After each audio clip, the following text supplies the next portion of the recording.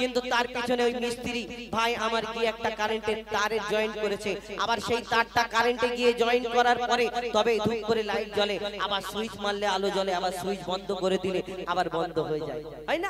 কিন্তু এই যে আমাদের ইলেকট্রিক ম্যান যিনি ইলেকট্রিক ভাই আমার যে আছেন তিনি কারেন্টের তারটা দিল তবেই ভালো লাগছে, কিন্তু তবেই আলো জ্বলছে, কিন্তু আল্লাহ সব পারে তার প্রমাণ প্রত্যেক জায়গায় জায়গায় দিয়ে রেখেছেন। কোনটা অস্বীকার করবে? কোনটা অস্বীকার করবে? কেন? আপনি দেখেছেন আপনার এলাকায় ওই জোনাকি পোকা ঘরে এর পেছনে টিপ টিপ টিপ টিপ করে লাইট জ্বলে, কোনদিন দেখেছেন এই জোনাকির পিছনে কেউ তার নিয়ে ঘোরাঘুরি করছে? বা কোনদিন গিয়ে চার্জ দিয়ে নিয়ে আসে আবার এই ধিপ ধিপ ধিপ ধিপ করে আলো জ্বলে? আল্লাহ সব পারে তার প্রমাণ, আপনি কোন জায়গায় কোনটা অস্বীকার করবেন? কবি ছন্দের মাধ্যমে আরো কি লিখছে দেখো।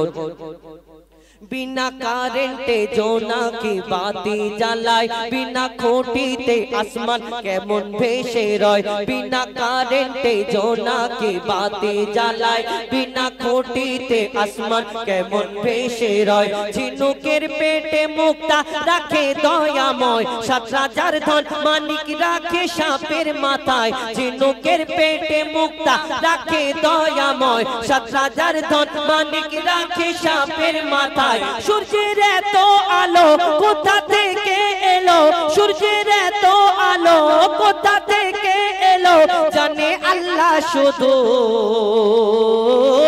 আল্লাহ আল্লাহ আল্লাহ আল্লাহ আল্লাহ আল্লাহ আল্লাহ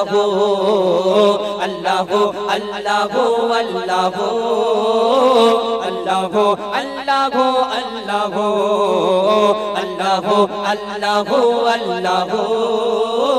আল্লাহ আল্লাহ আল্লাহ আল্লাহ। মায়ের পেটের ভেতরে যে বাচ্চা থাকে তুমি আল্লাহ খাবার জুগিয়ে দাও গো তাকে। আমরা মানুষ আমরা অনেক সময় বলি দুবেলা দুমুঠো খাওয়া হয় না। কেন খাওয়া হয় না? তোমার নিশ্চয় গন্ডগোল আছে। কেন? ওই পুকুরের ভিতরে যে পাকাল মাছ থাকে, পাকাল মাছের ভিতরে পেটের ভিতরে যে পোকা থাকে, আল্লাহ তার খাদ্য যোগান দিয়ে রাখে, আল্লাহ তার খাদ্য যোগান দিয়ে রাখে। আমরা মানুষ, আমাদেরকে আল্লাহ শ্রেষ্ঠ করে ঘোষণা করলো, আর তুমি মানুষ হয়ে বলছো দুবেলা দুমুঠো খাওয়া হয় না। নিশ্চয় তোমার গন্ডগোল আছে, তবেই তো আল্লাহ তোমার ওই খাদ্য যোগান দেয় না। গন্ডগোল আছে। কবি ছন্দের মাধ্যমে আরো কি লিখছে দেখো। মায়ের পেটের ভিতরে যে বাচ্চা থাকে তুমি আল্লাহ খাবার জুগিয়ে দাও গো তাকে।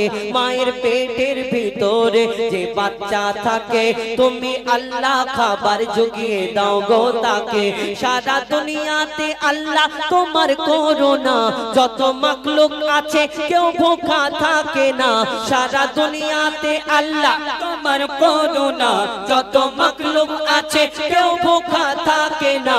বলে মইদুল ইসলাম জপি তোমারি নাম, বলে মইদুল ইসলাম জপি তোমারি নাম, নামে আছে মধু। আল্লাহ আল্লাহ আল্লাহ আল্লাহ আল্লাহ আল্লাহ আল্লাহ আল্লাহ আল্লাহ আল্লাহ আল্লাহ আল্লাহ আল্লাহ আল্লাহ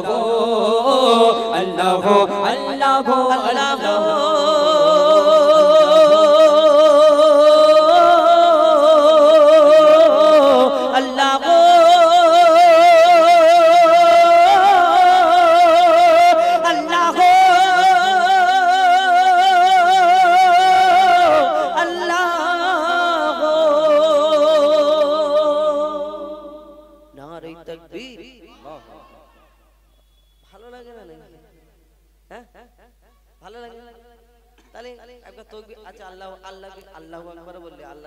খুশি হবে না? দুঃখ পাবে, কষ্ট পাবে, নেকি হবে না গুনাহ হবে? গুনাহ হবে। ও তাহলে এবার যদি জোরে বলো, ধরো তোমার আব্বাকে যদি কি বলো, আব্বা মন থেকে যদি আব্বা 10টা টাকা দাও আব্বা খাবো, মন থেকে যদি বলো, তাহলে আব্বা 10 টাকার জায়গায় 20 টাকা দেবে। আর গিয়ে যদি 20 টাকা দেবে না, তাহলে মহব্বতের সঙ্গে আল্লাহকে ডাকলে আল্লাহ খুশি হবে নাকি? একটু জোরে বলা যাবে না? জোরে নারে তাকবীর।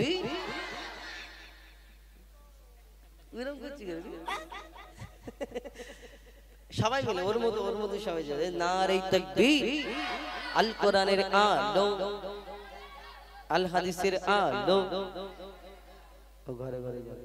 আচ্ছা তোমাদের বলতে হবে না, আমি শুধু গজল বলি, তোমাদের বেশি ডিস্টার্ব করব না, হয়তো কষ্ট পাবে, বলবে ভাই আমাদের শুধু তাকবীর দেওয়াচ্ছে, কষ্ট পাবে। গরমের সময় আপনারা আরাম করে বসুন।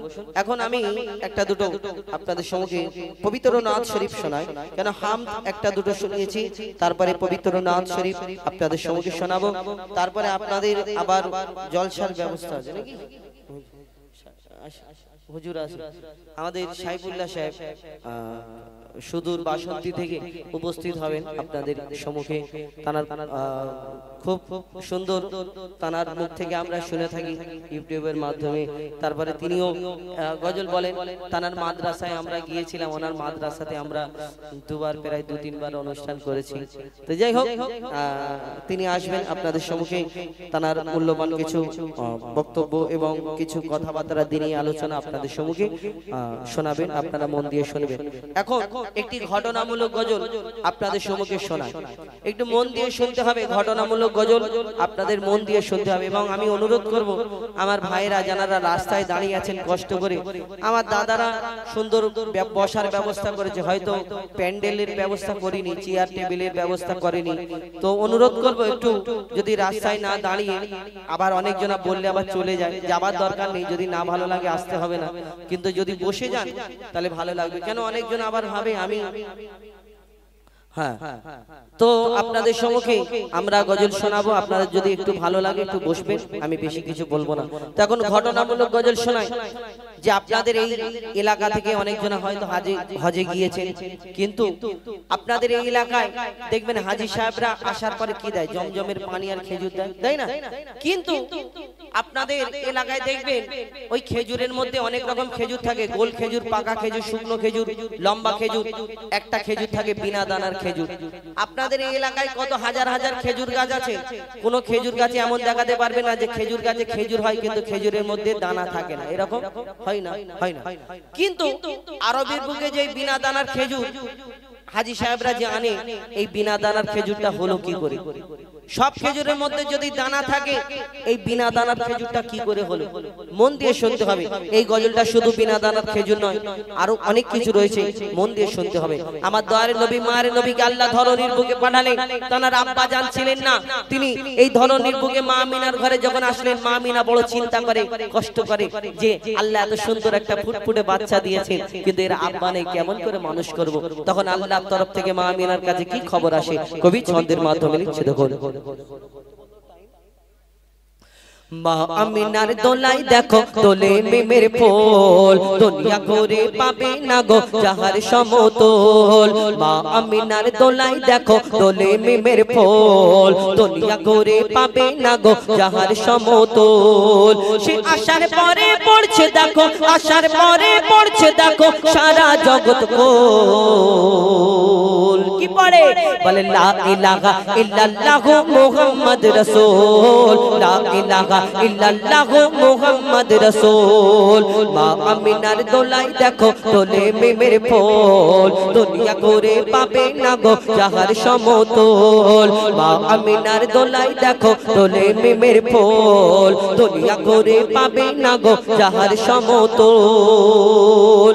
মা আমিনা চিন্তা করে আল্লাহর তরফ থেকে কি খবর আসে, কি খবর? কবি ছন্দের মাধ্যমে আরো কি লিখছে দেখো।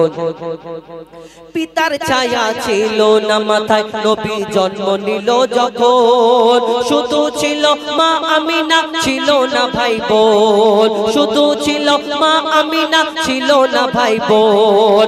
নবী জন্মকালে এতিম বলে মা আমিনা ভাবে, আমি করব কেমন লালন পালন, খোদা গো কি হবে? আমি করব কেমন লালন পালন, খোদা গো কি হবে? তখনই এক খবর আসে, শোনো আমিনা বিবি, তোমার কোলে নাজিল হলো খোদার শ্রেষ্ঠ নবী।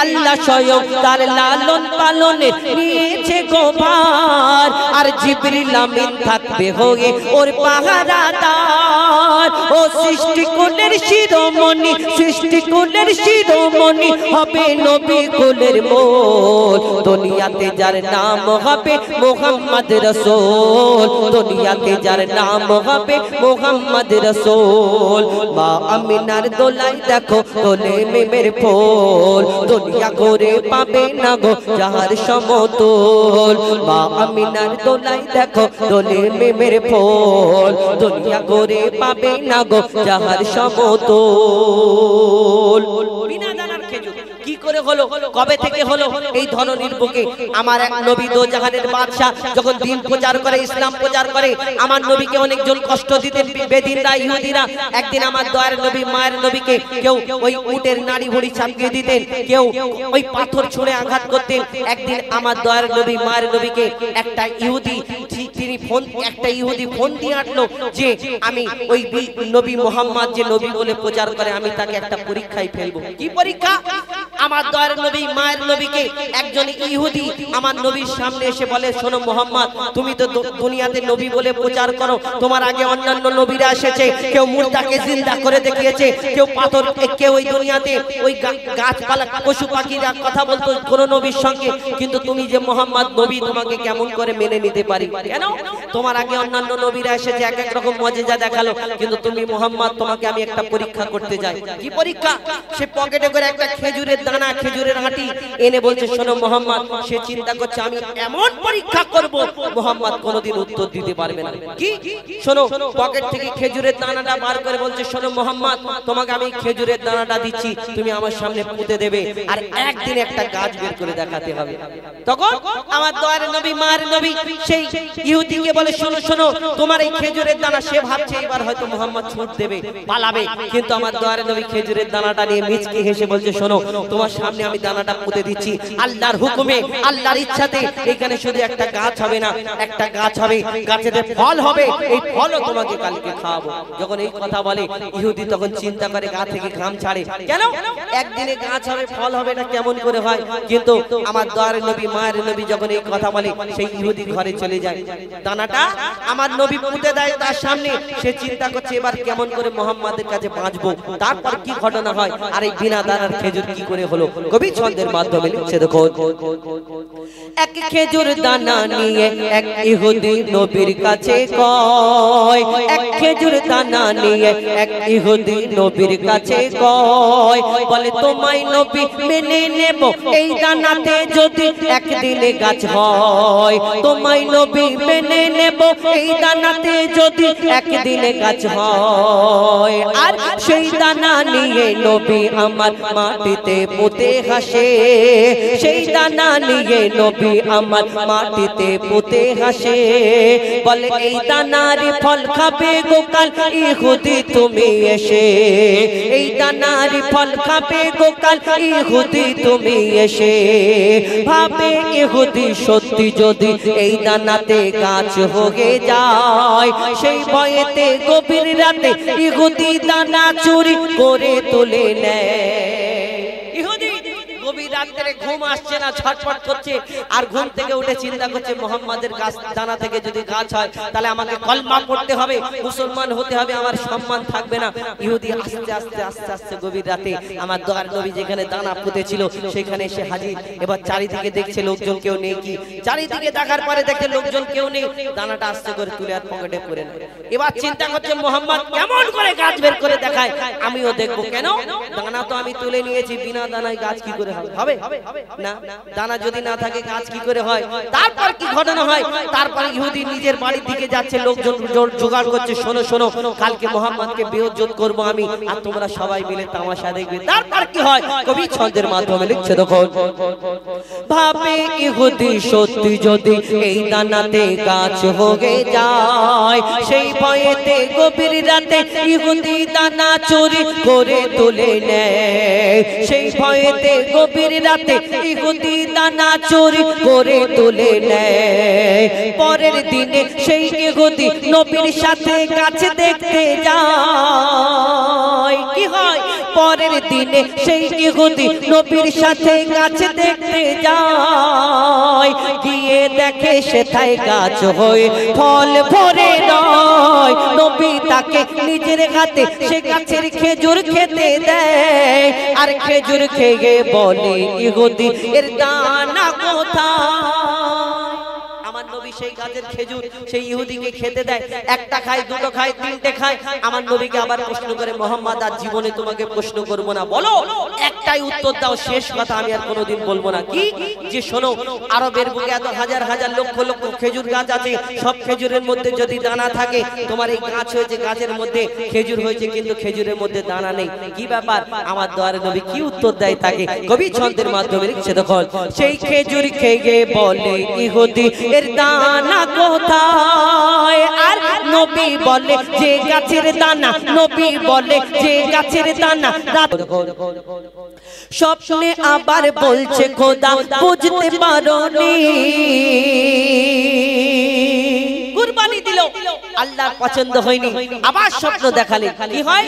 স্বপ্নে আবার বলছে খোদা বুঝতে পারোনি, তোমার প্রাণের প্রিয় প্রিয় জিনিস করো কুরবানি, তোমার প্রাণের চেয়েও প্রিয় জিনিস করো কুরবানি। স্বপ্নে আবার বলছে খোদা বুঝতে পারোনি, তোমার প্রাণের চেয়েও প্রিয় জিনিস করো কুরবানি। খোদার ইশারা বুঝে নিল,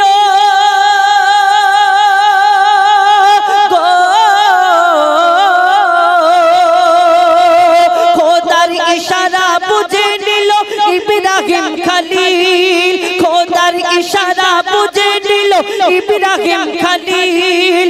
আমার প্রাণের চেয়েও প্রিয় আমার প্রিয় ইসমাইল, আমার প্রাণের চেয়েও প্রিয় আমার ছেলে ইসমাইল। ইব্রাহিম নবী, ইব্রাহিম নবী গভীর চিন্তায় পড়ে যায়, কি করে কুরবানি দেব স্বপ্নেতে দেখা, কি করে কুরবানি দেব বুদ্ধি সে খাটায়, বুদ্ধি সে খাটায়। ইব্রাহিম নবী আল্লাহর হুকুম, আল্লাহর ইচ্ছা, আল্লাহর ইশারা বুঝে নিল, আমার প্রাণের প্রিয় শেষে আমার ইসমাইল, আমার সন্তান, বহুদিন পরে একটা সন্তান হয়েছে আমার ইসমাইল। সেই ইসমাইল নবীকে কুরবানি যখন আল্লাহর হুকুম হলো, তখন ইব্রাহিম আলাইহিস সালাম চিন্তা করে, আমার সন্তানকে কেমন করে কুরবানি দেব, বুদ্ধি খাটায়, কেমন করে আমার স্ত্রীকে বলবো, কি ঘটনা হয়। তারপরে কবি ছন্দের মাধ্যমে লিখছে, দেখো, ইব্রাহিম নবী ছুটে গেল মা হাজেরার কাছে, ইব্রাহিম নবী ছুটে গেল মা হাজেরার কাছে, ইসমাইলকে সাজিয়ে দাও খোদার দাওয়াত আছে, তোমার ইসমাইলকে সাজিয়ে দাও খোদার দাওয়াত আছে। পথে যেতে যেতে বাবা